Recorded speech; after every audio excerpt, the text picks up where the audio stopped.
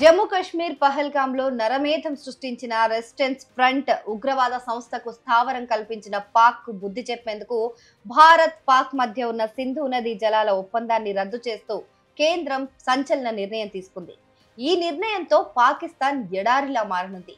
వ్యవసాయంతో పాటు గృహ అవసరాలకు కూడా నీటిని వినియోగించుకునేందుకు పాక్ ఈ సింధు నదిపైనే ఆధారపడి ఉంది. మరి పాక్ కు నీళ్లివ్వడం ఆపేస్తే పాక్ పరిస్థితి ఏంటి? పొద్దున్న నుంచి ఇవే వార్తలు వినిపిస్తున్నాయి. ఇంతకీ ఈ సింధు నదీ జలాల ఒప్పందం అంటే ఏంటి? దాన్ని ఎప్పుడు చేసుకున్నారు?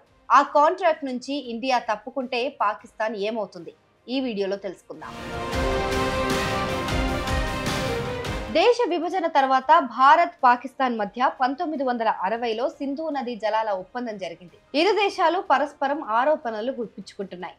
తాజాగా పహల్గాం ఉగ్రదాడి తర్వాత పాకిస్తాన్ పై భారత్ కన్నెర్ర చేసింది. ఈ సింధు నదీ జలాల ఒప్పందాన్ని రద్దు చేయడమే కాకుండా మరో 4 కీలక నిర్ణయాలు తీసుకుంది. అయితే సింధు నదీ జలాల ఒప్పందం తక్షణమే రద్దు కావడంతో పాక్ కు నీటిని విడుదల చేయడం ఆగిపోయింది. అయితే టిబెట్ లో పుట్టిన ఈ సింధు నది భారత్ గుండా ప్రవహించి పాకిస్తాన్ చేరుతుంది.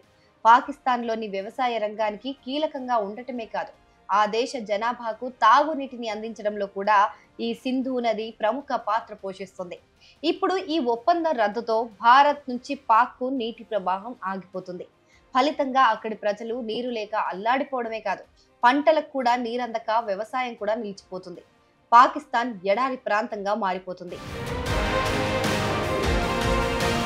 భారత్ పాకిస్తాన్ మధ్య నదీ జలాల పంపిణీకి సంబంధించి ఈ సింధు నదీ జలాల ఒప్పందాన్ని కుదిర్చారు. 1960 సెప్టెంబర్ 19న కరాచీలో జరిగిన ఈ ఒప్పందంపై అప్పటి భారత ప్రధాని మంత్రి పండిట్ జవహర్ లాల్ నెహ్రూ, పాకిస్తాన్ అధ్యక్షుడు ఆయూబ్ ఖాన్లు సంతకం చేశారు.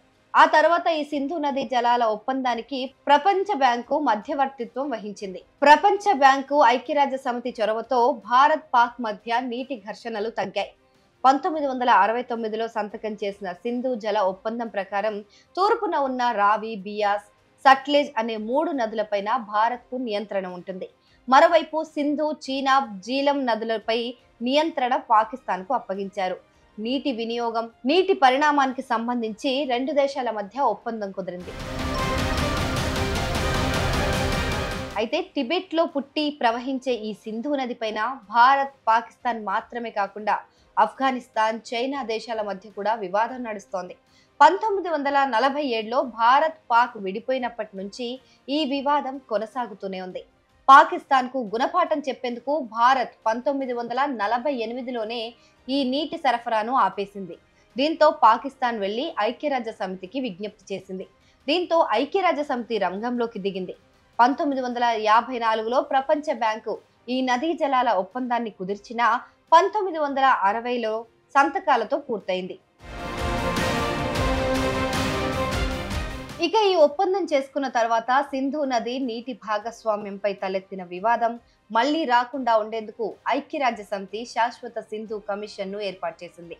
దీని ప్రకారం సింధు నదిలో 20% నీటిని భారత్ దేశీయ అవసరాలకు ఉపయోగించుకునే వీలు ఉంటుంది. ఈ క్రమంలోనే సింధు నదిలోని 80% నీటిని పాకిస్తాన్ ఉపయోగించుకోవచ్చని తెలిపింది. కానీ సింధు నది నీటి వినియోగించుకోవడంలో రూల్స్ ను అతిక్రమించారంటూ భారత్, పాక్లు ఒకరిపై ఒకరు పరస్పరం ఆరోపణలు గుప్పించుకుంటాయి. ఈ క్రమంలోనే 2020లో సింధు జలాల ఒప్పందం జరిగి 60 ఏళ్లు పూర్తి కాగా 2 దేశాల మధ్య భేటీ జరగాల్సి ఉండేది. అయితే అప్పుడు కరోనా మహమ్మారి కారణంగా 2020 మార్చిలో వర్చువల్ సమావేశం నిర్వహించాలని భారత్ తెలిపింది. అయితే రౌండ్ టేబుల్ సమావేశం నిర్వహించాలని పాకిస్తాన్ కోరడంతో అసలు సమావేశమే జరగకుండా పోయింది.